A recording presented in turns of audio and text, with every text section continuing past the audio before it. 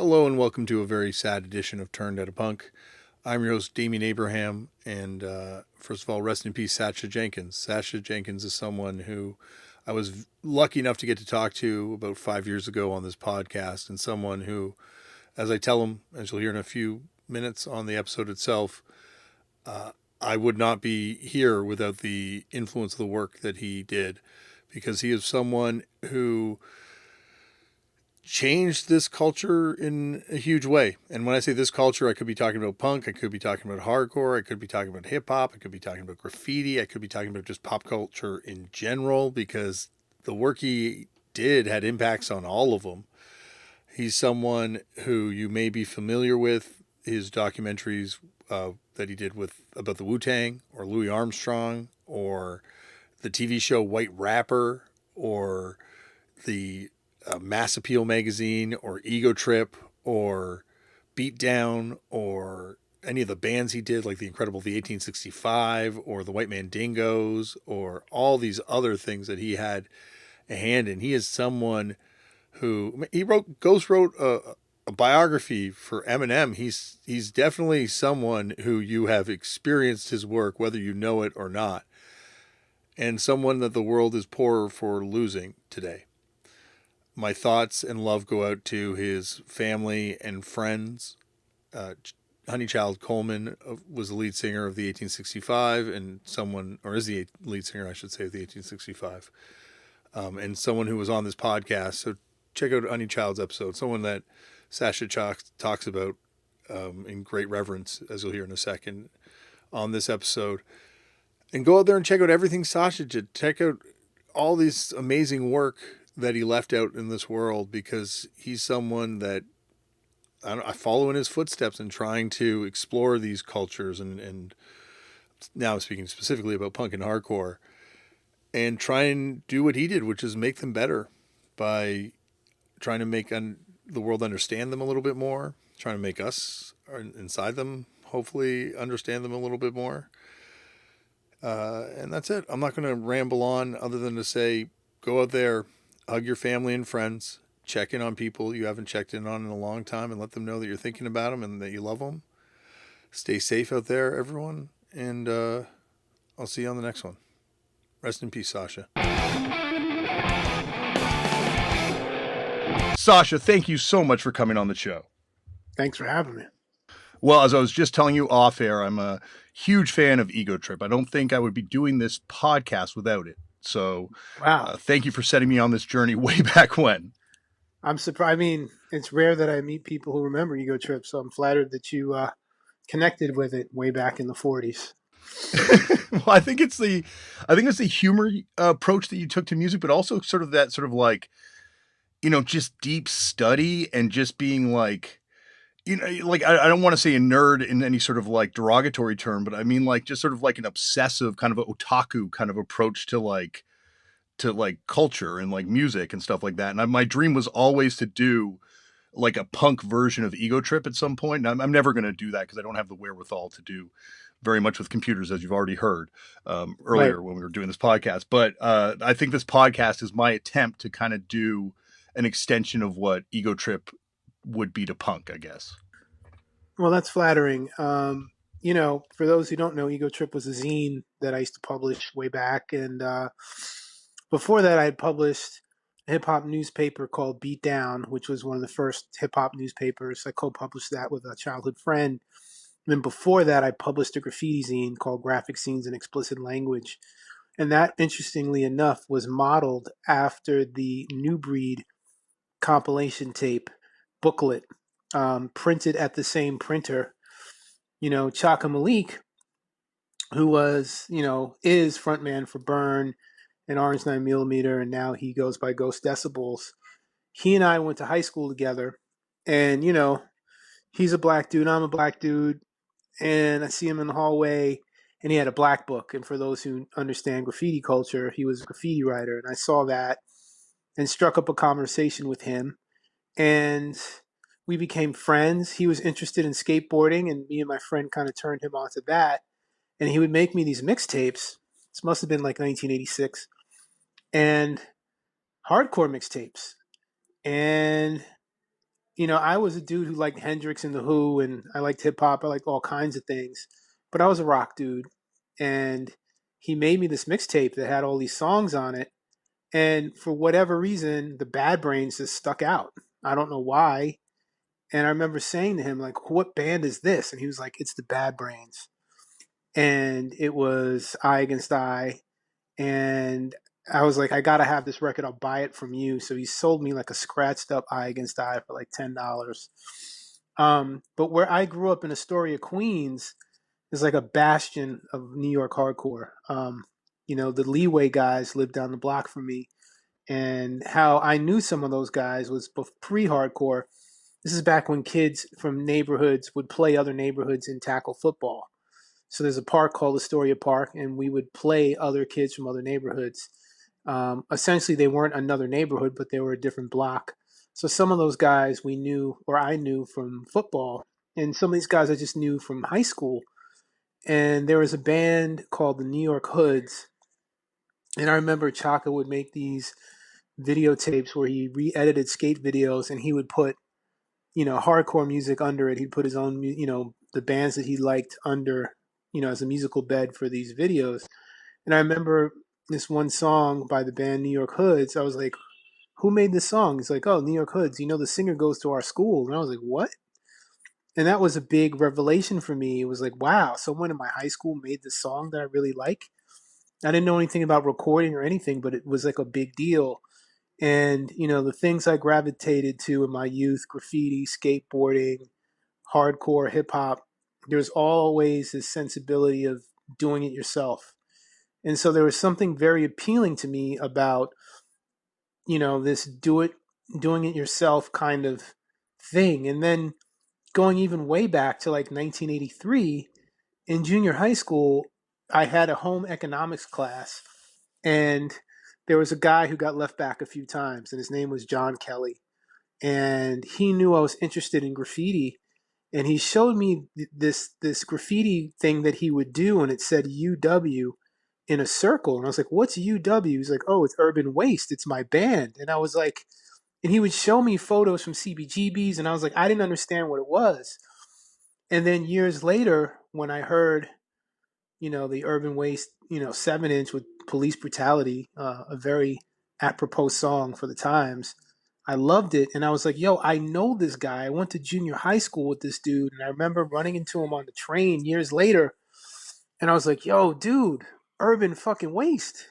That's my shit. And he looked at me like I was crazy. But at that point, I had learned about Chaka making the initial connection for me, taking me to shows, and me sort of learning about the aesthetics of it and knowing people in bands and just getting really jazzed on it. And the funny thing is, maybe 8 years ago, me and John Kelly reconnected, and I went to his house, and he pulled out this phone book, like an old school small phone book, and he showed me my name, Sacha Jenkins, with my mother's phone number. And then the next page was Dave Grohl's number because he was in Scream. And I'm like, how freaky is this? Like, so the hardcore thing or the punk thing came to me as a kid in New York City who was already attuned to various subcultures. And there were kids from my community who I knew. And ironically, another kid from, Chalk was from a few neighborhoods over.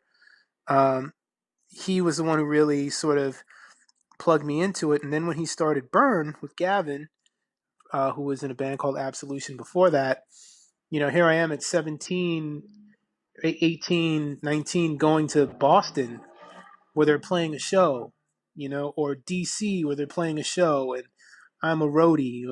I'm in Rhode Island. I'm a roadie for Burn, and Reading, Pennsylvania. We're almost jumped by Nazi skinheads. I just had such a robust experience in a very direct, meaningful way. And it got me meeting people different from me. It got me meeting people in different cities before the internet, before cell phones. Um, and then eventually there's this network of graffiti artists who are coming out of hardcore. And so that set up a network all over the East Coast and eventually around the country. So eventually, all these subcultures I was interested in started to converge in ways that really pulled me in and spoke to me. I guess, and Shock, definitely a friend of the show, and Freddie's a friend of the show as well. But I kind of wanted to even go back before that to start it off. But when was the first time you ever came across punk, like, or even heard about it as a genre, even before being exposed to hardcore a little bit later on? Um, I mean, actual punk like Or the even just the Sex word, Pistols. yeah, like absolutely, like any, even just the word out of context type thing, even. I mean, I think sadly the Quincy episode um, was something that I remember in my youth, and it wasn't even first run at that point. But I remember that episode of Quincy that had the whole punk thing. So I think that was sort of my first connection to what it might have been.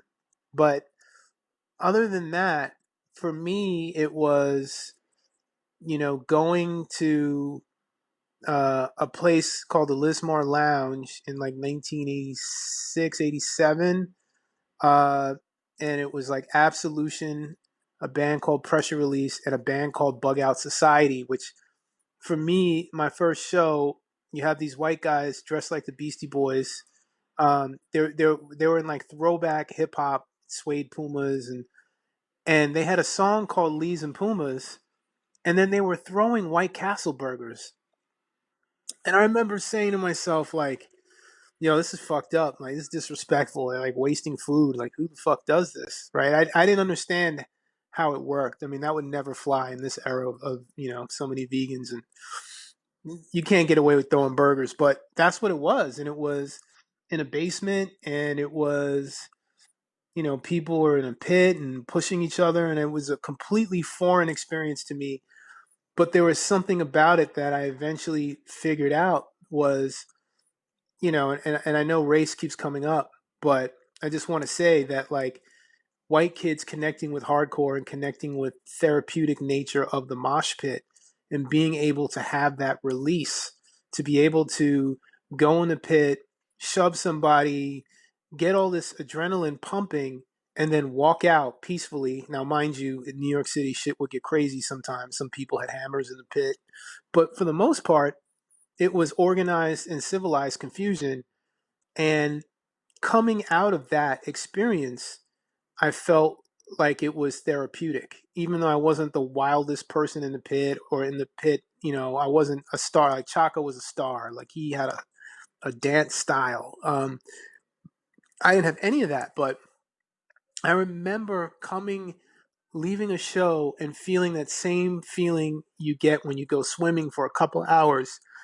You feel kind of tired, but you feel like you've achieved something. You feel like there's some kind of release.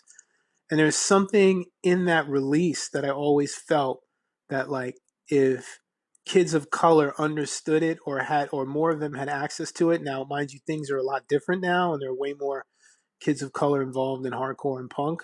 But and they too have discovered what I discovered. There's something very powerful and therapeutic in the actual exercise of being in the pit, being around your peers, being around a couple of people you don't like, having a level of trust, expressing yourself, getting your frustrations out. I mean, it's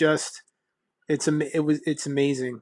And unfortunately, in this era of COVID and the world changing, I don't know when that will return. Hopefully, it can. Hopefully, people won't be afraid. But it's powerful, and it definitely affected my life. It changed my life.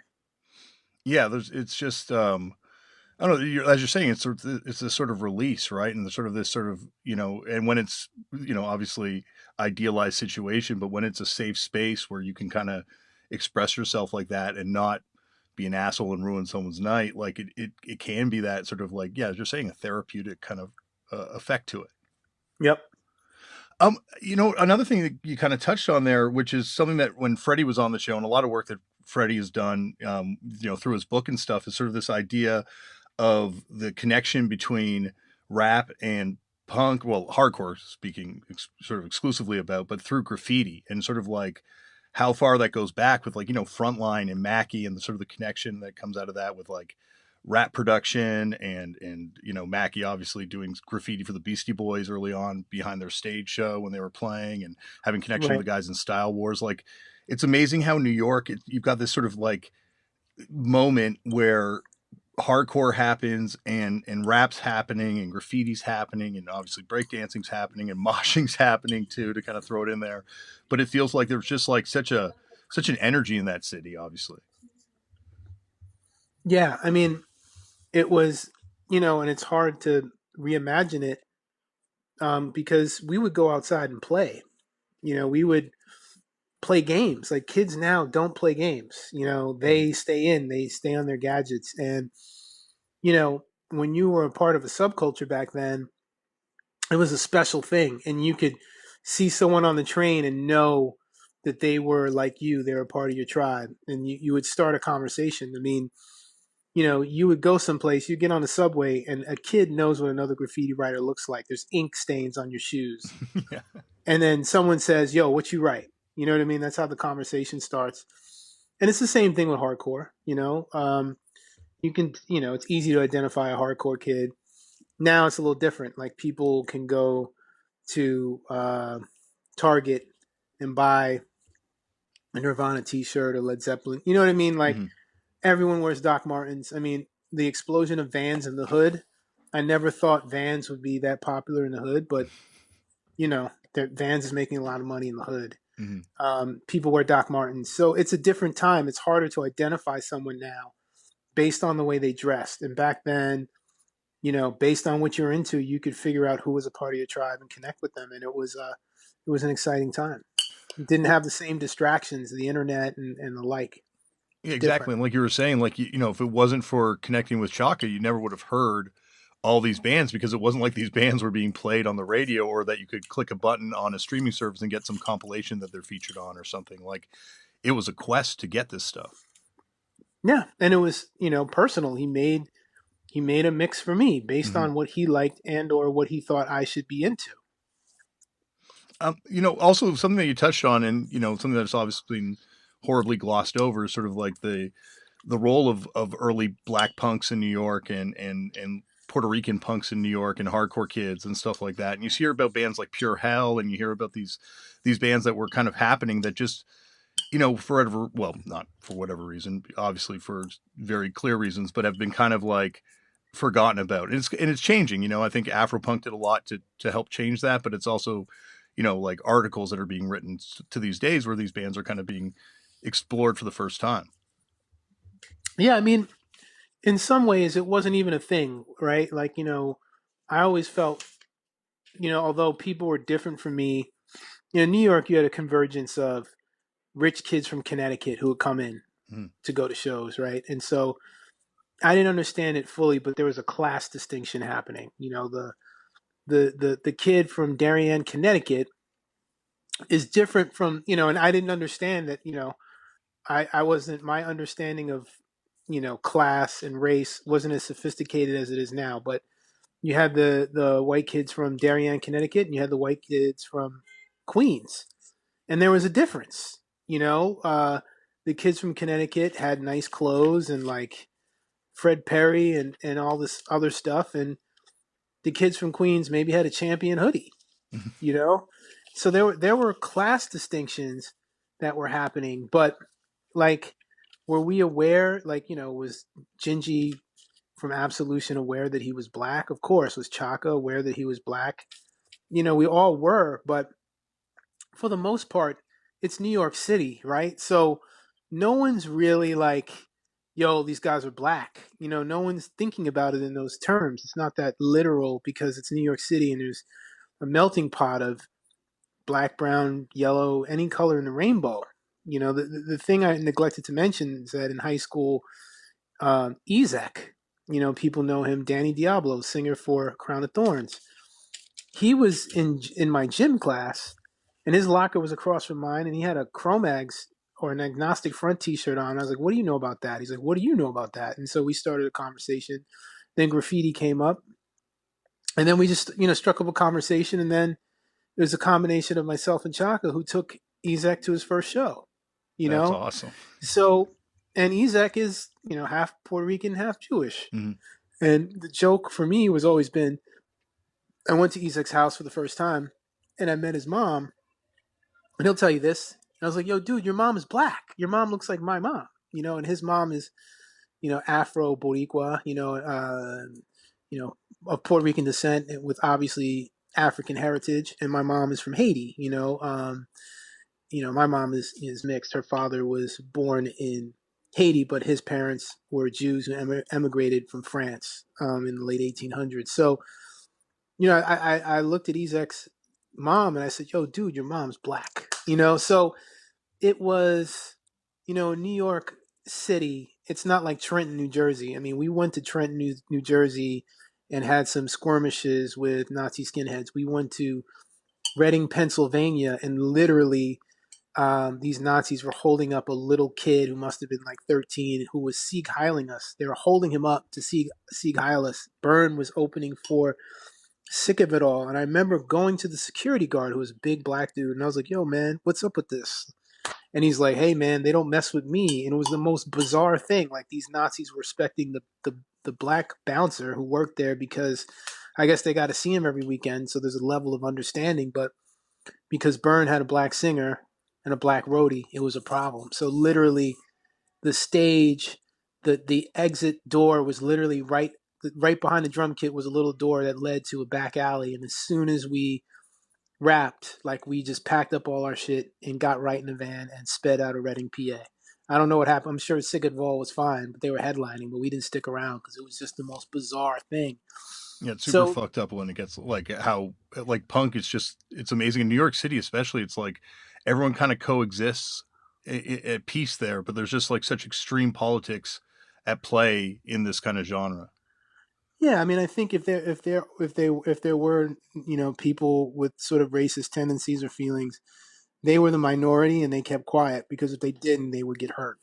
Nobody really wants to get hurt. You can't really prove a point in New York City if that's your position. It's New York City. We're a cosmopolitan city. And that was what was great about it. I learned about people that I wouldn't have known if I just stayed in my Astoria, Queens neighborhood.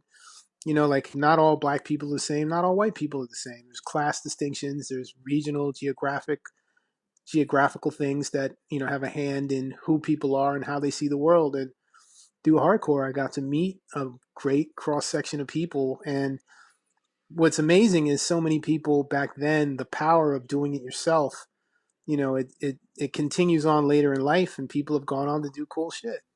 Absolutely. Well, you bring up the class thing, and it's funny because like I've had on a bunch of people from DC, and obviously there's people in poverty in DC, definitely, but in DC hardcore, it seems like there was a lot more affluence. So Brian Baker and people like that remark when they came to New York about how much more legit it was, and how much more street it was, and how much more kind of real it was. Brian Baker is the man. Is my inspiration, one of my favorite guitar players. You know that guy? Oh yeah, well he's been on the show, and it's a funny episode because he is the most honest person about trying to make it. Like a lot of people come on the show and talk about how conflicted they were at different times, and he's like, "No, I joined Doggy Style, and it sounded like the Red Hot Chili Peppers, and I fucking hate the Red Hot Chili Peppers, but I thought it was going to be big, so I figured." What Right. the hell? So it was really refreshing to have someone come on the show and just be completely honest about their intentions at every step. That guy's the man. Shout out to Brian Baker. Amazing Absolutely. guitar player. I guess going back to kind of like your journey into the show, you mentioned sort of that Absolution show, which I'm sure would have been incredible. But that's like, it seems like, from people that have come on the show and talked about it, like a real pivotal time in New York where there is a kind of a shift kind of happening where you talked about how some shows are a lot more violent, and that stuff was kind of on the rise from what I hear. And there was also sort of the rise of sort of that ABC No Rio scene. Did you notice that kind of stuff happening around you as you're getting into it? Well, by the time I'm really going to shows, I mean, whatever violence that was occurring was what I was accustomed to coming from where I grew up. Mm-hmm. So it wasn't really like something that had a real effect on me. I think it more so had an effect on a lot of the kids from Connecticut and from other places that weren't, the five boroughs. And there were a lot of kids who came from all over to go to the shows. I think the violence that we were accustomed to in New York City, living where we lived, for those kids, it was too much. It was something that they weren't into. I mean, who's really into violence? I'm not into it. I'm not a violent guy at all, but I had been sort of initiated into the mindset of people being violent. So it definitely had a shift. I think it created a shift where like the sort of youth of today, sort of straight edge types felt alienated in New York City in some ways, Mhm. and moved on to different things or moved on to emo or other things. But those kids, I noticed, stopped coming around, and they probably didn't see themselves in what was going on because it was so foreign to their own experience, which is understandable. Mhm. So what were some of the other kind of like shows or bands at that time that you were kind of gravitating towards? Well, I mean, I have to say, Absolution. Um, Another interesting fact is like, Gingy, Chaka, myself. You think about the kids of color who were drawn to hardcore. I mean, Gingy's dad is Marion Brown, who is phenomenal, important, crucial jazz artist. You know, Chaka's father, who recently passed away, rest in peace, Mr. Harris, Patahotep. He was an artist and a filmmaker, a photographer, who beautiful photography of Jimi Hendrix on down, James Brown. His artwork of one of his photos of I believe an African mask is on the cover of the first Burn 7-inch, and the back cover is a video still of something I shot. My dad was a filmmaker. His film Cane River, recently released after 40 years, was lost, and now it's being hailed as one of the best you know movies of 2020, ironically released by Adam Yauch's company Oscilloscope. Point I'm trying to make is all of us were sort of sons and daughters of artists and people who understood and appreciated and respected culture. And I think that's why we were able to have a level of sensitivity and understanding wherein we could see that there was real value in what hardcore represented, what punk represented. And what it represents is identity. And when you can match your identity, I mean, Rise Above, right? That's a civil rights song. You know what I mean? I could listen to Rise Above and see Martin Luther King. Like I listen to Victim in Pain, like Agnostic Front. I mean, that shit to me is just, I mean, if you really listen to the lyrics, you can apply it to your identity, right? I guess if you were Nazi skin, you could apply Rise Above to your identity. But for me, Rise Above spoke to who I was and where I wanted to go and that kind of attitude I wanted to have in my approach. And so hardcore is all about identity.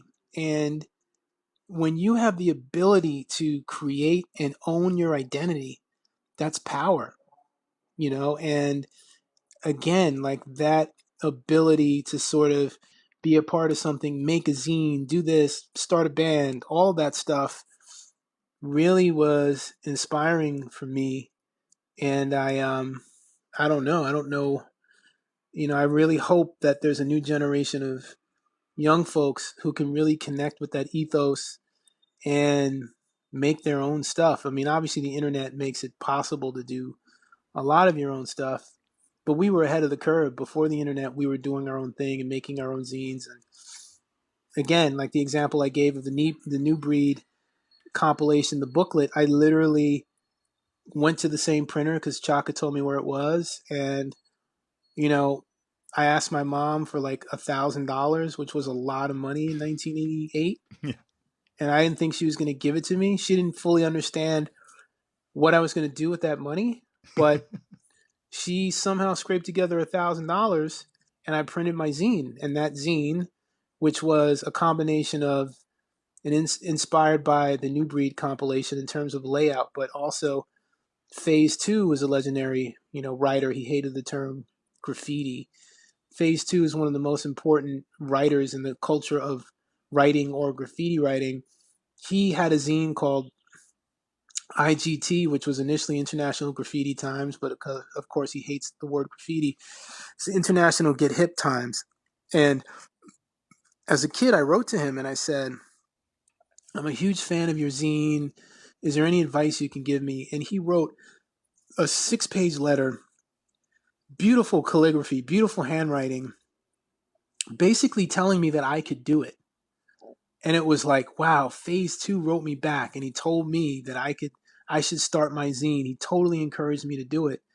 And so the combination of sort of being inspired by Phase Two and IGT and looking at what Chaka and Freddie did and putting the two together, I mean, that and my mom scraping together the money, that led to me doing everything I do today. So I guess going back to, starting that zine, like where were you thinking, like where did you distribute it? Like what was the sort of like channels, and like, mentioning that there's only like sort of two sort of inspirations for you at this point? Well, there was a store called Soho Zat, which was sort of a head shop slash comic book store that sold the other two graffiti zines in the world. And so it had built up a fan base. So I would go there and sell them there. And graffiti artists from around the world knew about this location because it was around the corner from Henry Chalfant's studio. Henry Chalfant did the book Subway Art and film Style Wars. And so kids would knock on his door, and if Henry was around, he'd let you in and look at his photographs of subway trains. So it was centrally located, and it was a trap, a honey hole for graffiti writers from around the world. And so I could sell a couple of hundred copies there, and then maybe 5 copies. One would be in Dusseldorf, Germany. Some kid who's on vacation with his family goes back to Dusseldorf and writes me, and so now I've got pen pals from around the world who are trading me photographs of graffiti in Germany. And at the time, no one really cared. Everyone wanted Yeah, New York City subway cars because of they were course. like baseball cards. Like if you can get a Henry Chalfant photograph, it's like having a Babe Ruth baseball card. So between that one location, there was also a zine shop called See Here that sold a lot of punk zines on the Lower East Side. They also sold it. So between those two locations and people writing directly to me, I had a zine that made a few dollars. I didn't get rich, but it would lead me into other sort of endeavors in the world of printmaking. It's funny you brought up Star Wars, because even just to see that movie in the time we're talking about, where you had to search out these things, like it was aired on TV, what, like 3 times maybe? And then it Yeah, became like bootleg tapes, or hopefully a public library would have a print. Like, well, that's what in Toronto, there was a Toronto Reference Library, and it would just be writers going and watching Star Wars in screening rooms, because that was the yeah, only way to see it. yeah. I mean, I had heard it was on PBS. I didn't see it for years. It took Mm-hmm. me a while to see it, and then I wound up working with Henry as a PA on a film, and he wound up actually he gave me the money to start Ego Trip, you That's know, awesome. and then he and I did a book called Training Days, wherein I interviewed a bunch of artists, graffiti writers, and so it's like Q&As with these artists, sort of talking about what it meant to be a writer back then and how they felt with Henry's photographs. So I was in a really bad junior high school in Queens. Me and Nas went to the same junior high, and they told him the same thing. Like, you know, our guidance counselors told us we should go to vocational school. Nas eventually dropped out in the 9th grade. I stuck with it. And I had an art teacher named Mr. Otto, and I had a copy of Subway Art. He said, look, if you don't give me any trouble, you can stay in the back of the class and draw graffiti all day. I think it's cool. Just don't give me a hard time. For some reason, he thought I was going to be a pain in his ass.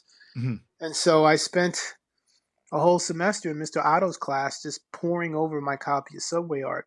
And, years later, Henry would become a friend and mentor. So there's power in sort of study, and I think as a kid, everything that I was really interested in, I would reach out to folks who would be mentors.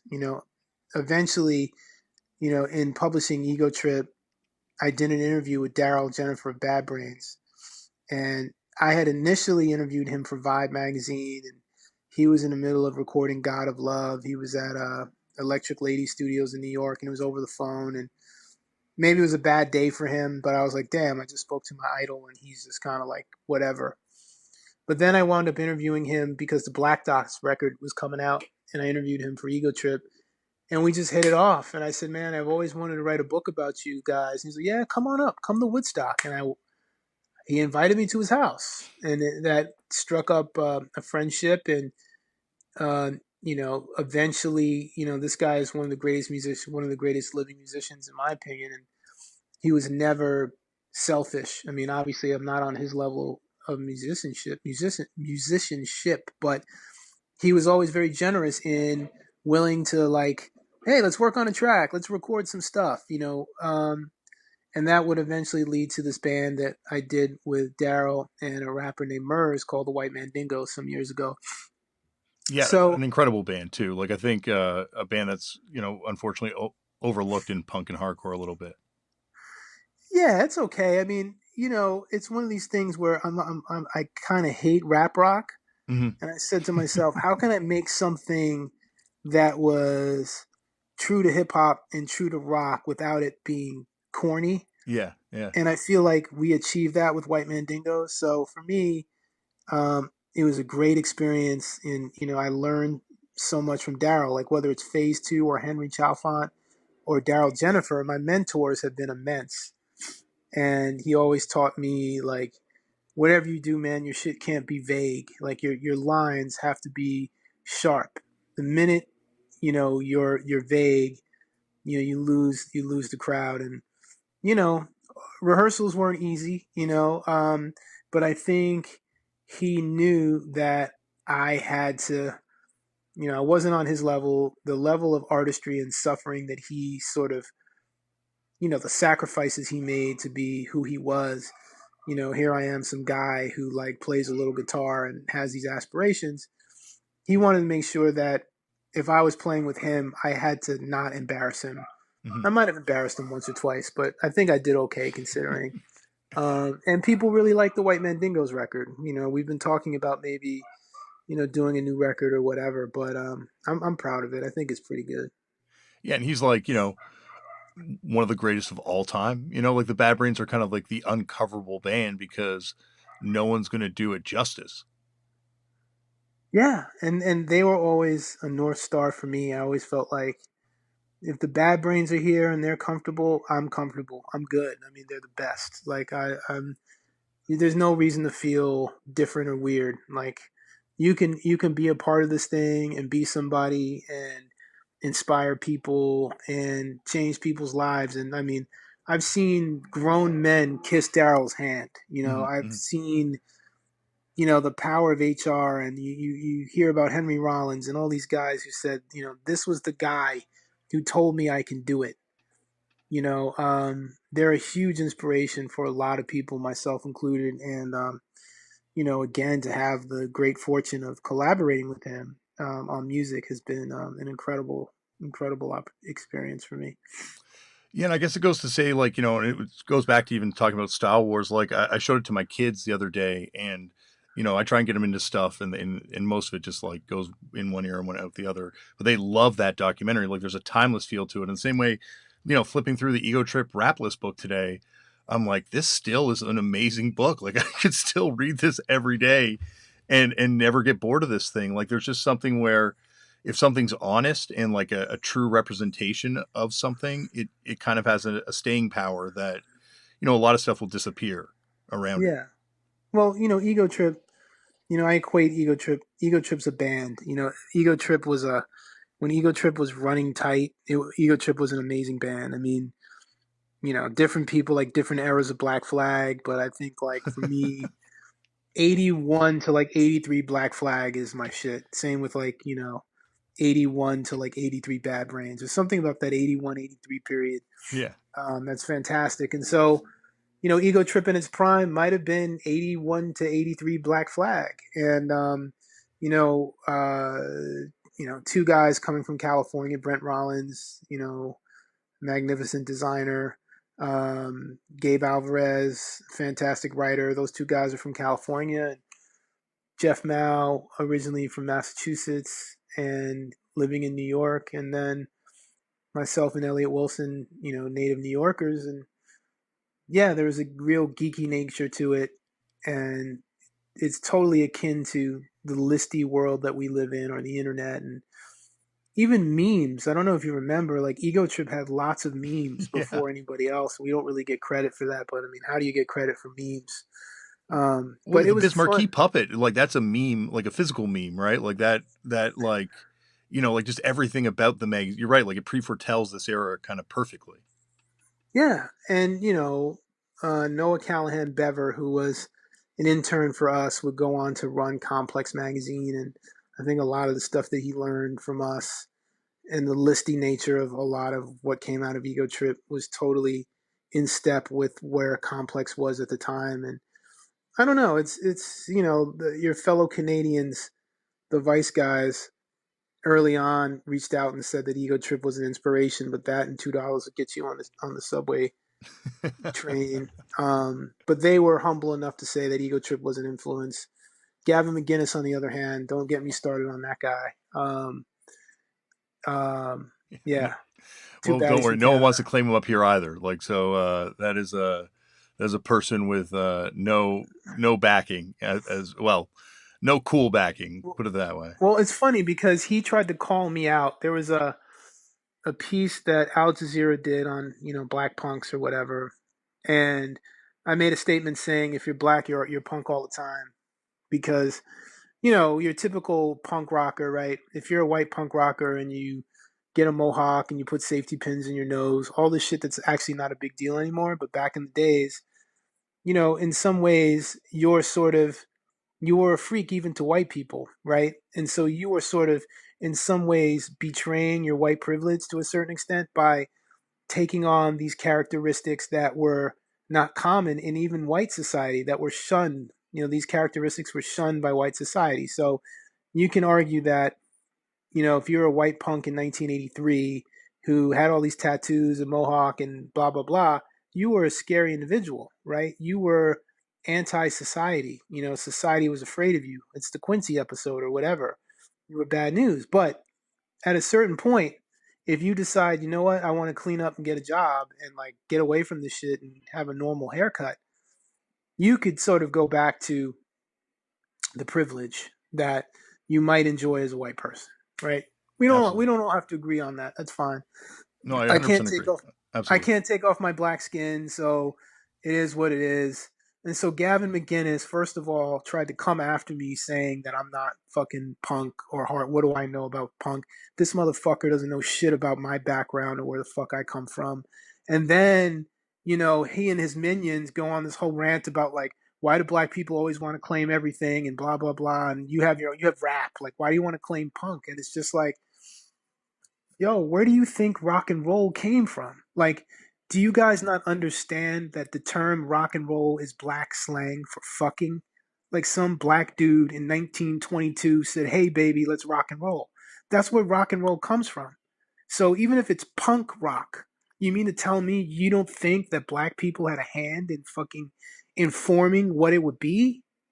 Like, why do you think so many people were afraid of Elvis and the way he danced? Right? So then I get attacked by Gavin's bitch ass fucking minions who are saying that, oh, he's not punk. And then he goes in and talks about my skin, right? I had chicken pox really bad as a kid. I almost died, right? I have these scars. At this point, I look at it as that's my Spider Man shit. Like, I got bit by a fucking radioactive tick or spider, and it makes me different. It makes me stand out. And sure, as a kid, it was painful. But you know what? As an adult, I could give a fuck. And for this guy to spend this time trying to come after me on my fucking appearance and then attacking me saying that, hey, I don't have a real punk rock pedigree and all this bullshit. It's like, yo, dude, go fuck yourself. You know Oh, what I mean? Like, yeah. you don't know my background. You don't know, my history. You don't know what punk has done for me, what hardcore has done for me, the opportunities it's created for me, or the people that I've met. You don't know any of that. And you want to use that to rile people up for race and and sort of segueing into the America that we're in now and the punk that I loved, whether it was Reagan Youth, Cause for Alarm, Agnostic Front, Like it was people talking about their struggles, talking about what they wanted to change, talking about their identity, right? And Mhm. for him and his minions to say, "Oh, you know, black people have no place in this. Like, stay in your lane." It's just ridiculous. And it was like, "Oh yeah, they had bad brains. That's about it." It's like, "Are you fucking kidding me?" It just shows like his complete lack of understanding of like, yeah, not just punk history, not just hardcore history, but like all rock and roll history. Like he is just, well, I like it, it's just like it's comedic how fucking wrong he is on everything. Like it's just like, dude, take a seat. Like it's over. Like no one in punk wants him. No one in punk claims him. No one at all. Right, And it's funny, right, you look at Vice almost as being like, you know, it was like Ego Trip and Answer Me kind of brought together, you know, and Gavin being the embodiment of Answer Me, like this sort of these two kind of polarities of 90s punk culture that were kind of happening. Obviously, Ego Trip being not exclusively a punk thing, but like coming out of punk rock and zines, and just sort of this like, you know, it's amazing to see where it went. And then obviously the Gavin side of it is, it's terrifying to see where it went. right. I mean, people have the right to their opinions, and it's fine. You can believe what you want, but when you're not dealing with facts, Yeah. and that's what's scary about the era that we're in. Like, what era are you living in when you're not even educated enough to understand that rock and roll was black slang for sex? Like, so right there and then, how do you say that we don't have a place? That we're somehow trying to claim punk rock. Like, I'm not trying to claim punk rock, but I don't know. It was just kind of hilarious that he would randomly, it was like how dare these black people say when you're black, you're punk all the time. I mean, you don't have to agree with that. That's fine. But like how that is a jumping off point for these idiots online just talking shit. That's why I don't even have social media, because you become a target for people who want to have opinions who are uninformed. I mean, you can have a totally informed opinion and I can disagree with it, but at least if it's informed, like I don't like Screwdriver, but I can say, you know what? Screwdriver has some shit where it's like I can understand why people would like it and it's catchy, right? But you're not going to catch me rocking Screwdriver, but I can listen to it and say, yo, okay, I hear what they're doing. The message isn't for me. It wasn't intended for me, but I can see why people might like it. I'm even enough to accept that. But when you take it to a whole other level where you question someone's authenticity, you question, a whole identity, you question someone's place. That's nothing I experienced in New York City. I never felt like anyone was questioning whether or not I belonged, and that was what was special about New York. But you go outside of New York, and sometimes it was a little different. And like, not to dwell on this anymore, but like, yeah, how do you listen to even a band like Screwdriver, even like the Sex Pistols, like any band, and not hear like Chuck Berry riffs? Like, how are you ignoring that?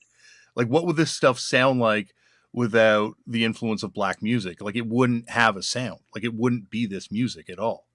Well, your man from the Ramones, guitar player, like I heard his position was sort of like, yeah, I'm not influenced by any of that stuff. It's my own thing. And it's like, that's what he believed. And, he might have had, mind you, I'm from Queens and I love the Ramones. I don't care what the political position is that dude had. I'm down with the Ramones. But it's like, if you don't understand the history and you can't even understand who came before you and what it meant, it's like, again, in this climate, people want to believe what they want to believe, and those people have always been there. Now you have Fox News and you have the internet, and you just get programmed what you believe you want to hear, and people Mm-hmm. don't go beyond that. Mm-hmm. Well, not to pivot too much, but just at the same time to go back to something a little more pleasant to talk about. How did Beatdown kind of come together? I've also, that's an impossible zine to find now. Like, have you ever thought about, is there any sort of talk of reissuing it ever?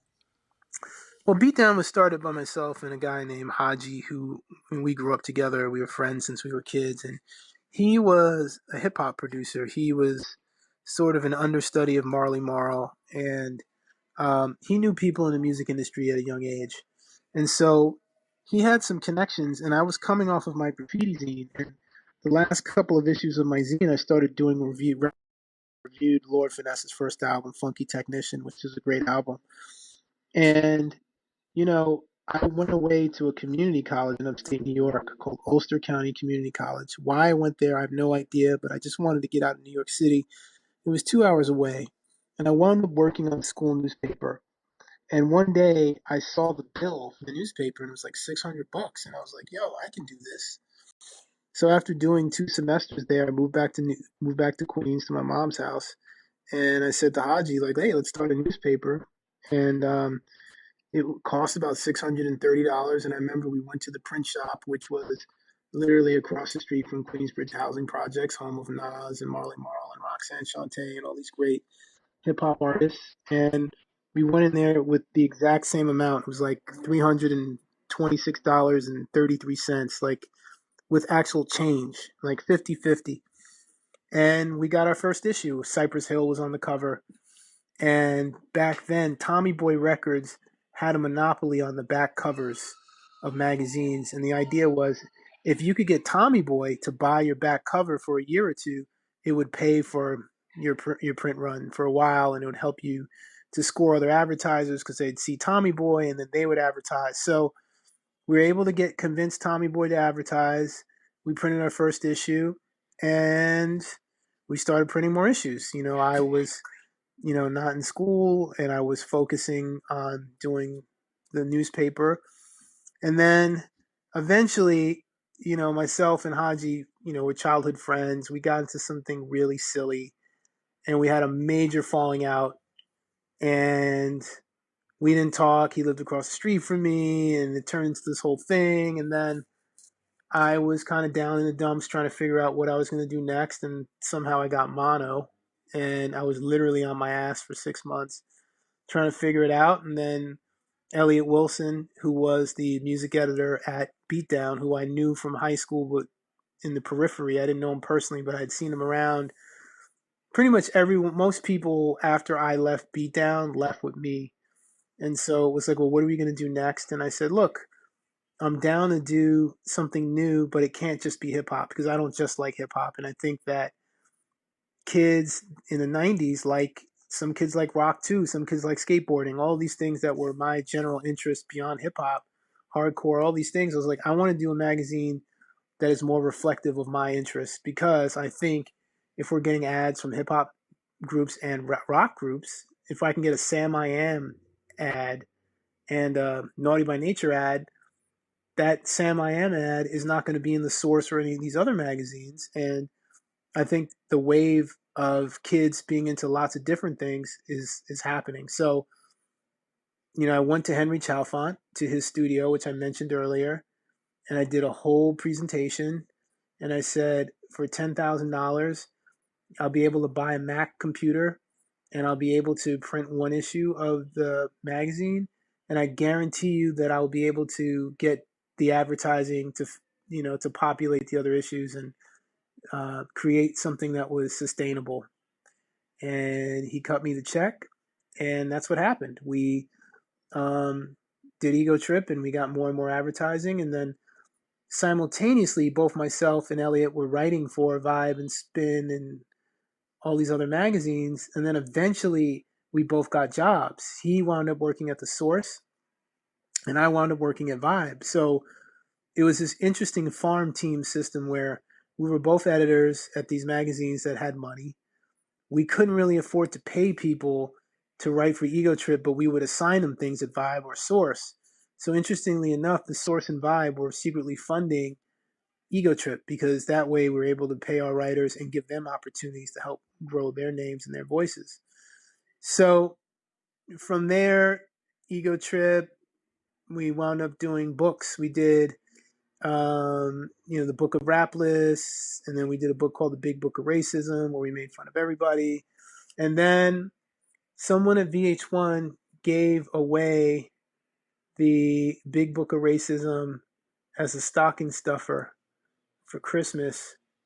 And this woman, Christina Norman, who was Big Cheese at Viacom at the time, someone suggested to her that maybe they should explore doing a television show with us, and the rest is history. It led to one of those, sort of, we did a show called TV's Illest Minority Moments, where we sort of explored the roles people of color have traditionally had on television, and then that led to a multi-part series called Race-A-Rama, where we explored race more. And then one Christmas, we were Christmas Eve, we went out with the executives at VH1, and we were kind of drunk, and they said, you guys should do a reality show. And I said, I have an idea. We should do a show called The White House, where we make white rappers move to the South Bronx and battle it out for 100 grand. And they said, that's a great idea. So that led to the White Rapper Show, which was really popular. And then we did a woman's version of that called Miss Rap Supreme. And then Ego Trip split apart, like most good bands. We put out some good records, and people grew apart. And I decided that I wanted to continue in film and television, and that's kind of where I've been for the last, I don't know, 15 years doing that. Sasha, this has been amazing. And at some point in the future, would you come back for a part 2? Because I literally have so many questions left to ask you. Of course. We didn't talk about the 1865. Well, that's the thing. We're going to get there, I'm sure. I want to keep you for a little bit longer, if that's okay. Yeah. But before, jumping off from kind of like what you were talking about with Ego Trip, like it was such a cool moment where there were a lot of like sort of like cooler versions or indie versions of other big magazines, like Ego Trip for music magazines, like Big Brother for skateboard magazines, Film Threat for film magazines. And ultimately they all get kind of like bought up. Was that ever presented to you as an option, or was that something you guys were just like, we don't want to sell our magazine out like that? We tried. I actually had a great meeting with Fausto Vitello, the publisher of Thrasher. Oh, yeah. And he was, a friend of mine, this artist, Chris Cycle, he was working in San Francisco for Thrasher. And he introduced me to Fausto, very humbly. And I was like, wow, you're the man behind all this. This is amazing. And, hip hop and all the stuff we do in Ego Trip is totally akin to the way hip hop is going. I mean, look, I love skate rock and skate punk, but like that sort of style is changing. It's fading. Like more kids in the skate world like hip hop, but like, what we do at Ego Trip is a blend of all those things. And he was sincerely interested, and we had a few conversations, and then unfortunately he passed away. So who knows what would have come of that. But I think, for where Ego Trip was, partnering with Thrasher would have been amazing. Huge fan of that publication. So we tried, but there were no takers at the time, and I think people were starting to see the writing on the wall at magazines. The internet was starting to happen, and I think people were realizing that magazines, the time was limited. And the fortunate thing that Ego Trip was able to do was do these books and these television shows. So the Ego Trip brand evolved beyond just magazines. So that was a fortuitous move on Ego Trip's part. But after the band kind of disintegrated, everyone kind of went their own way, and I just sort of continued forward with with the projects I've been working on. Going back way before this now, did you actually come up with the Burn logo for that first 7-inch? Because I know you said you did the video still covering your credited with the artwork. No. All I did was on the Burn 7-inch, the still of Chaco holding the mic stand over his head. Mm-hmm. That's from a live performance. So I shot the video from which the still was taken. But I don't even know who did the Burn logo, but it's a great. I don't remember, but it's a great logo. I mean, it's classic. Oh yeah, it's one of the best. Like it pops on his shirt. It's like, wow, that's a good logo right there. Yeah, and that comes out of sort of, in a way, it comes out of hip hop. I mean, Chaka had a clothing line before that called Plastic, and I think the guys in the band all have an eye for, what is, contemporary and hardcore at the time, sort of some of the more clean looking stuff, that I think that the middle class kids kind of ushered in, but it also had this hip hop aesthetic and identity that also made it unique.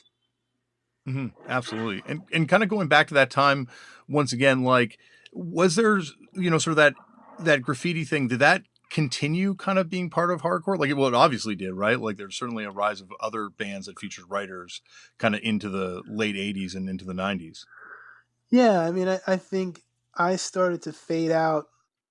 It's interesting because it kind of coincides with Chaka's rise or his sort of transition out of hardcore into sort of major label system with Orange 9mm. Yeah. So right around like 96, we were kind of out of traditional hardcore. Maybe Chaka stuck around longer, but at that point I was, deep in the throes of Ego Trip. And, it was a new scene. It was new kids. There was ABC No Rio, which was a separate thing. And I wasn't really a part of any of that. At that point, I kind of, I don't want to say moved on because I was still a fan of the music and I was still friends with people who were intimately involved. I mean, Ezek is one of my, great friend and brother to me. And he never stopped doing music or doing hardcore. So I always had a connection to it. But by 96, I was kind of, I couldn't tell you what was going on in New York hardcore after 96. Mm-hmm. Well, you do eventually form the band with Ezak too, the Wowling incident, right? Yes. Yes. Which is incredible. Like, that's, obviously Ezak's got a pretty storied career in hardcore, but I think that's super underrated as far as his projects go. Yeah. I mean, me and Ezek were in a band in high school. So my first sort of musical ambitions were in a garage with him and a guy named Harry who might have played in a band 25 to Life. He's played in a bunch of bands after, the little garage band that we had. But, Yeah. to be in a band with Ezek, years later, grown ass men, it's fun. I love writing that kind of music. I love performing it. And the people who still care and are true to it are like, they live for it. So it's, I mean, you're not Van Halen, but you can have a good time and people deeply appreciate what you're doing. So we're working on a new record as well, but Ezek's like all over the place. He's got like a million projects and he's sort of budding as a internet celebrity these days. And he's just funny. He's got a twisted sense of humor. But, again, most people I know from hardcore are still very independent minded people making music, doing different projects, very creative people. And it was a platform for like-minded people who needed a creative outlet, and it continues today with most of these folks. Going back to that first band, what was the kind of sound of that vibe of that first band that you did with Ezak? I mean, it's funny because I believe Harry's sister was dating the original drummer from Leeway, and that first Leeway record, I don't know if it's underrated, overrated, but I just think it's phenomenal. And it's an example of, in many ways, when rap rock is not whack, right? Because Eddie sounds like if Ozzy Osbourne could rap a little bit, like it would be Eddie from Leeway. And because he's from Queens and hip hop is in his bones, it's in his marrow, they were able to make music that was, metal, hardcore, whatever you want to call it, but also had a level of soulfulness that tapped into hip hop in a way that didn't feel like he was trying or he was a wannabe. It was very natural. And I think that's being a product of Queens. These are the guys that we played football with in Astoria Park. These are guys who they love metal, but they love hip hop too. And they understand the aesthetic value and the balance that you have to maintain to pull that off. And to me, that Born to Expire. I mean, you go to all the classics. Age of Quarrel, Born to Expire. Um, Out of Step. I mean, there's just it's all this stuff. It's all building blocks, but it still sounds great to me. It still is inspiring to me, and I don't know. I mean, I guess old people sort of lean in on what they remember to be great from their time, but I have to say, some of the stuff I might hear today, some of it just doesn't appeal to me in the same way, and it probably shouldn't. It should appeal to a new generation of kids. But there are just certain standard things in hardcore, in punk, that just like the blues, there are standards. There are standards in hardcore, um, and it has a great value if you can appreciate it. And I love when people continue it. Well, it's not so much without a step, but with the other records you brought up, and certainly with like even breakdown, you kind of hear that hip hop influence kind of in the approach to lyrics, like kind of the flow of the lyrics is very much kind of indebted to MCing Yeah, a there's little bit, like yeah, I believe this is like 87 to 89 period where Breakdown, Crackdown, all these bands kind of had a bit of a hip hop vibe, but I think that's just New York street culture and kids going to public school. It's just a part of your culture and identity. And that's why, in many ways, it was natural. It wasn't a stretch. It wasn't Limp Biscuit. It yeah. was, something else. Well, I guess it goes down to like something being, real and like from the street, like like this music is like these people that you're talking about, like it's not even it's no secret, like it's very storied at this point that these are like some of the hardest of hardcore bands going ever. Yeah, and these are people with real problems. You know what I mean? Yeah, Like, yeah, these are people living in squads, knocking people's teeth out and collecting them. I mean, it's just the stories that you hear about the Cro-Mags alone, and these guys don't get along these days, but at their heights, I mean, all of them together, it's just a chemistry that's really special. I'm not saying that they don't continue to make special music together or apart, but there's just something about that combination that you can't really replicate. yeah. And it's also going back to what you're talking about, Ego Trip, like the fact that you feature punk magazines, punk bands, you feature skateboarding. It's natural coming from New York that this stuff is kind of all mixing together, that it would kind of become what comes out in that magazine. Yeah, well, you have more ability to move around in New York, and it's easier, I think, in some ways to be yourself. It's probably harder to be yourself in places where there just isn't the same amount of information, and people are scared to meet people who are different from them. So it's probably easier to be like everyone else than to stand out. And New York was a great place to be an individual and like lots of different things and mix and match. And I kind of think it's like, obviously I'm much like yourself. I'm definitely listening to Breakdown and Crackdown and stuff more than a lot of stuff that's happening today. But like, it feels like today, the rest of the world, at least sonically, is kind of catching up to that. Like the fact that, this next generation of kids don't have to decide or to stick to like one genre or like one or two kind of like areas of music. You can just kind of skip around and listen to everything. Yeah, I think it's great, particularly for kids of color who in the past might have felt like it was weird or out of step for them. I mean, what kids listen to now, all kids, is everything, and you can kind of hear that influence in their music, or you can at least see it in the way that their so-called swag or how they carry themselves. I mean, these hip hop artists are the new rock stars. I mean, let's be honest, no one gives a shit about rock stars, No. and Yeah. unfortunately that's part of the problem with people feeling threatened in America, and they feel like their identity is being threatened, and that's why people have to say, well, why do you guys want rock and roll? You have nothing to do with it. It's like, no, you just feel out of step because rock and roll isn't cool. And this is coming from a dude in a rock and roll band. I love rock and roll, and it's my identity, and I'm going to play rock and roll because I love it and I enjoy it. But in terms of like mass popularity, rock and roll is not it. And what does that mean for hardcore? Not much, because hardcore has always been a niche sort of subculture with people who are there for the party. So I don't think rock's lack of mainstream popularity has any real effect on, hardcore or punk. Those people are always going to be there. But yeah, hip hop, these rappers, and they don't even call it hip hop. I don't know what they call it, but whatever it is, their swagger, how they move, is more in line with Tommy Lee 1987 than it is Eric B. and Rakim 1987. Mm-hmm. Yeah.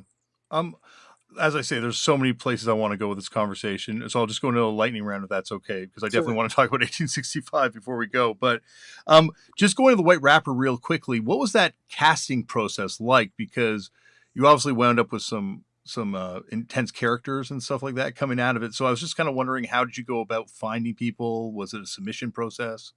I mean, we had tryouts. We had, hundreds of rappers show up and rap for, myself, Prince Paul, MC Search, and our producers. So it was, I don't want to say it was American Idol, but it was a process of people really trying to apply themselves to make the cut. And, we wanted to make sure that there wasn't any overlap in terms of, we don't want every rapper to be overtly political. We don't want every rapper to be overtly, rapping about killing their mother. It was um, really just sort of casting something that would create the broadest conversation possible around what identity, Hmm. around, um, who, because it's funny, I wound up doing Eminem's book, and I'm in his basement in Detroit.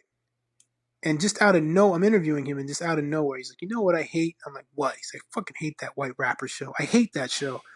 And he went on and on about how much he hated it. I said, "Yo, do you know I created that show, right?" He's like, "What?"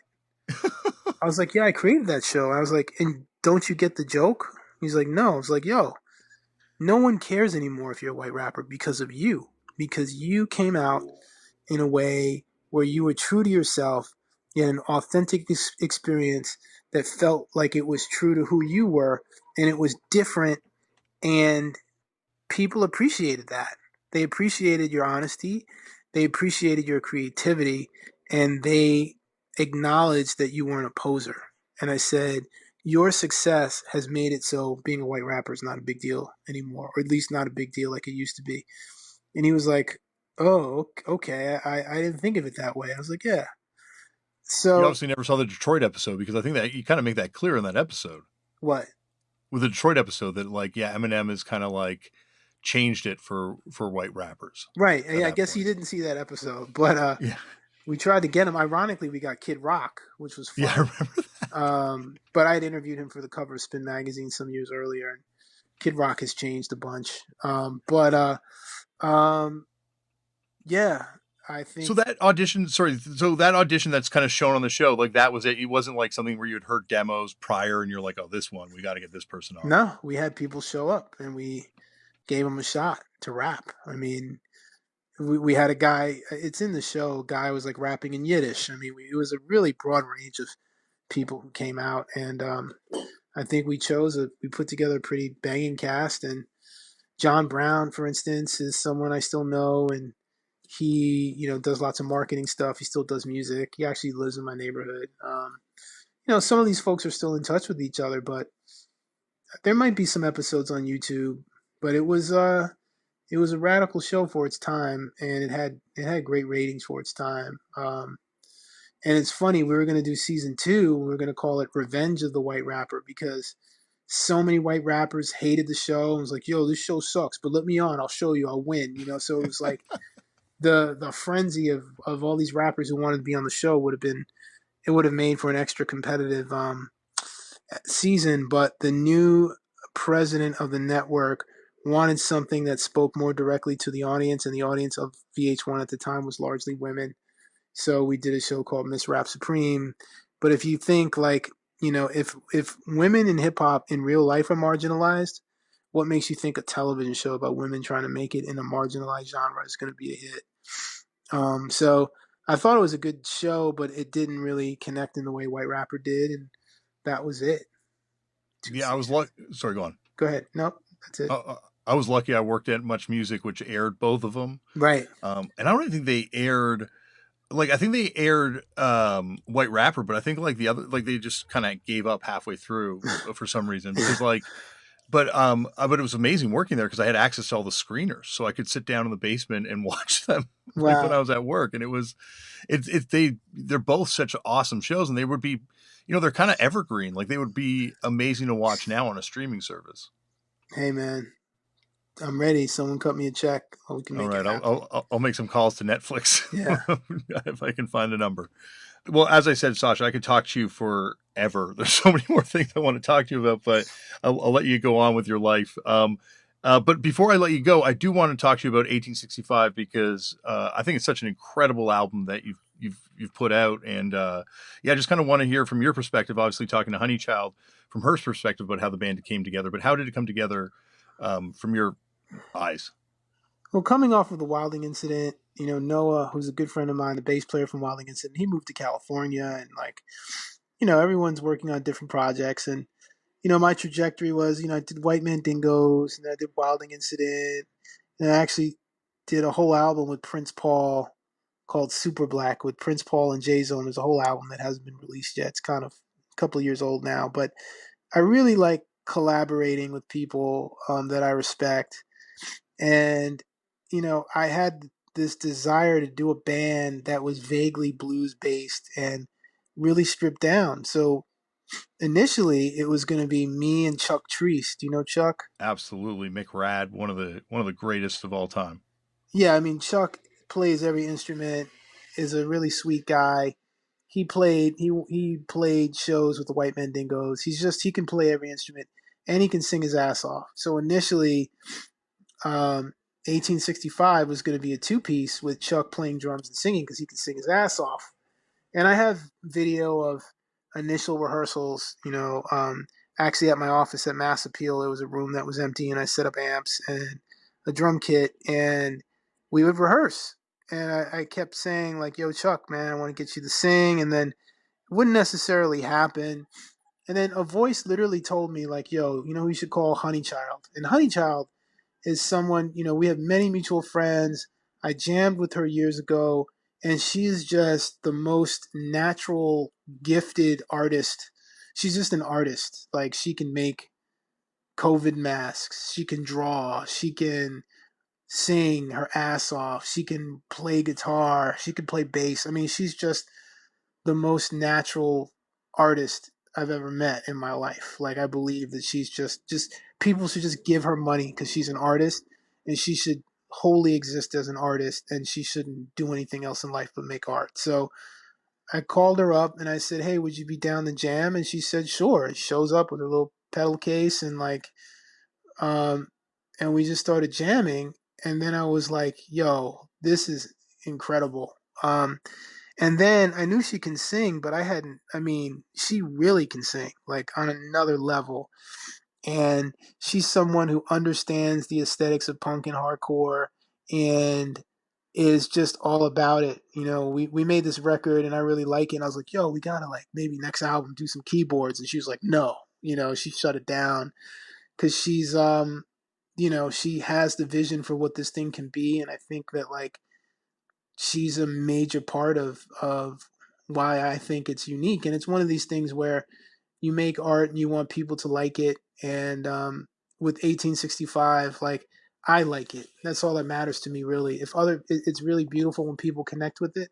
But I feel really lucky to have collaborated with Honeychild and Chuck to make the album. And Chuck plays bass on the record too. He plays drums, and we recorded it up at Applehead Studios in Woodstock, which is where Coheed and Cambria have recorded most of their albums, and like all kinds of crazy artists have recorded there. So I think the record sounds pretty cool. Why are we the 1865? Well, I don't think much has changed. And, ironically, the record came out about a year ago, and look at where we are now in America. Like, if that album would have come out now, it would have been, it's almost like we were predicting the future.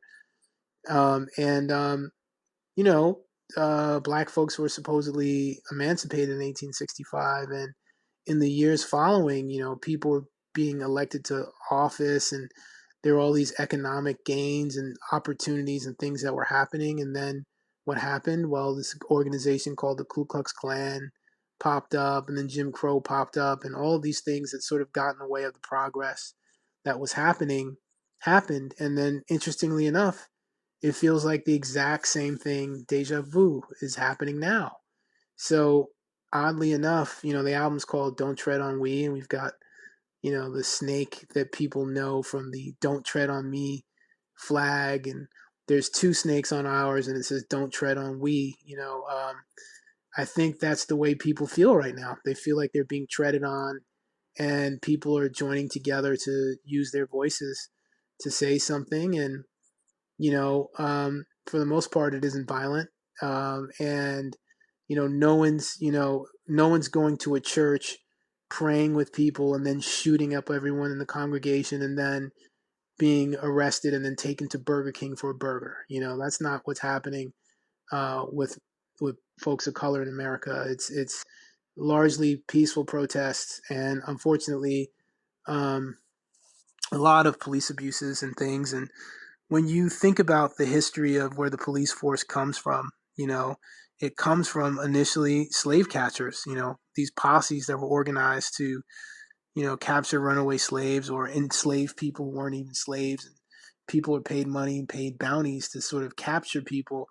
When you stop to consider that that is sort of the rib, so to speak, of where the police department comes from, is it really a surprise that there's a real need for police reform in 2020? And don't get me wrong, I would be lying to you if I said all cops are bad. I know that there are great cops out there who care, who want to help people, who took the job because they want to help people. I believe that.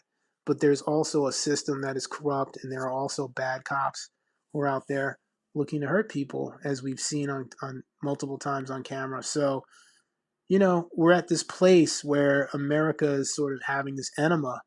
I mean, it was just announced today that the Washington Redskins are finally going to, get rid of this sort of derogatory mascot, the Washington Redskins. I mean, that flew for so long. And now, because of what's going on, it's, FedEx and all these corporations are like, oh no, we can't stand for this. And so now real change is happening. So to be in a band that, I don't know. Some of Gavin's minions said we're not punk. What is punk? I don't know. Do I dress like a punk? Am I a punk? I don't know. I don't know what that really means, but I think the spirit of what punk is lives in the music that we make, and I think it's coming at the right time. I think the punk that I liked, whether it was Agnostic Front or Cause for Alarm or Reagan Youth, all of these bands said something. They had a platform. They were about something, and I think that the 1865 is about something at a time where people are expecting you to be about something. Yeah, well, exactly. And like for people like Gavin, it's like, Reagan was definitely not punk. No one has ever said Reagan is punk. And so how could something worse than Reagan, which he's totally fucking embracing and backing, be anyway punk rock? And it's not to let Canada off the hook. Like the history of the RCMP here is it was put in place to oppress and suppress indigenous people in Canada. And like Canada has a huge history of racism too. And it's kind of like it feels like what's happening in America is spreading around the world, and just people looking at, the history of police in Australia, the history of police all over the place in South America, and like just all these places where it's colonial violence still existing today. Yeah. Yeah. And I think music is a great way to sort of address these things. And like I've said to people, like, if you don't, even if you don't like the lyrics or what the band is about, I mean, I believe that I like it. You know what I mean? Yeah. The people have the right to not like it, and that's cool. People say mean things on the internet, that's fine. But I can go to sleep at night saying that I felt it's a real privilege to be in a band with Honeychild, and she's super talented. And Flora, our bass player, is amazing. She's in a band called Maafa, and our drummer Biz was in a band called Dragons of Zenth. He's super talented. I mean, I just feel blessed to be able to collaborate with people who are of that caliber, and also feel that like what we're about is valid and valuable at this point in history. Yeah, and like to go back to the LP for a second, like it's outside of the weight and the importance of what's being said lyrically and the themes of the whole record and the whole concept of the group, obviously, but like it's such a cool sounding record. Like it's almost got like a psych punk kind of feel where you can kind of get lost in it in a real way. Yeah, I mean, I think as a guitar player, I just like rock. So I Yeah. think that there's just, maybe no, maybe it's not all punk. Maybe some of it is metal. Maybe some of it is just classic rock. I don't know, but it's my expression, and it's not Van Halen style guitar playing. It's No. pretty straightforward stuff, but I think it gets the point across, and I think Honeychild, her lyrics and her delivery just takes it. I mean, I just remember being in the studio, and she wrote the lyrics, and she's gonna go in and she's gonna sing, and I'm just sitting there like, holy shit, I can't believe this is happening. Like that she is doing what she's doing so naturally, and I don't know. She even live, it's just every time is something new and different. She goes somewhere different. The band has some of these folks are classically trained, or You know what I mean? I'm not like a trained musician. You know, I can play what I play, and I think I sound like me, but these folks can sound like lots of different people. So to have, you know, such seasoned musicians in the band, I think makes it something worth checking out. Did you ever see McRad back in the day? I think once, um, way, way, way back. But I love McRad, and then you know Chuck Treese put out a solo album that I really dug in 1990. I would listen to that record over and over again. He Hmm. played every instrument, and sang on it. I mean, he's played with Billy Joel. I mean, the dude is just a beast. He Yeah, can he's play every like instrument. he was an Urge Overkill. Like Yeah. it's so amazing. Anyway, as I said, I could talk to you forever, and I look forward to the part two. Thank you so much. Well, not just for coming on the show today, but the inspiration to be doing this whole thing. I mean, you know, I don't know how punk the conversation was, but you know, hopefully there were some interesting things said, and I appreciate the opportunity to talk. And you know, I love this stuff. I think I'm very fortunate to have had to be a part of something with other young people and to see the what's possible, what you can do yourself, and the power of doing things yourself. And I couldn't have learned any of this stuff in a college. I had to learn heads on, you know, being on tour with Burn, being a roadie, carrying equipment at 17, 18 years old, going to different cities, meeting people, different kinds of people. I mean, that education I couldn't have gotten in college. I got it, you know, on the streets of New York City with my friends. So I feel very lucky to still be here today. The last thing is I'm finishing a film about Rick James for Showtime right now, which will hopefully be out the top of 2021. Oh, one more thing, actually. Was there ever a planned white rapper history book for Ego Trip? Where did you hear that? Like that was something that was discussed. I mean, you've It, got some Nardward level information I there. wish I could. Oh my god, I wish I could be the god himself on this one. But no, What? that's on the internet. That's actually in the Wikipedia page. Oh, interesting. Yeah, there was discussion of that, and I'm surprised no one's done it since. I mean, um, that people would buy that book, but I think Ego Trip disintegrated by the time that came together. But what is the deal with Nardwar? Like, what's his deal? Like, is does he have a private investigator? Like, what's the deal with that dude? You're Canadian, I've met him a couple times. Like it's not a, I'm sure it's like that's not a gimmick. That's who he is, 100%. And he has like a wild zine library that he says he just kind of goes back to, and I think it's probably now also magazines and news clippings. And I don't think there's a team. Like I think there's a record store that he likes to go to. I know he's mentioned this one record store. I think one of the ones what he did was Snoop Dogg back in the day. right? He mentioned like this record store that he goes to and talks to these guys there. But yeah, like he is on another level with the stuff he finds out. Like it's just I it constantly boggles the mind. Yeah, yeah, yeah. Well, yeah. Well, look, man. Thank you so much for rapping with me. Happy to talk anytime you've got the time, and I look forward to you know telling people about it.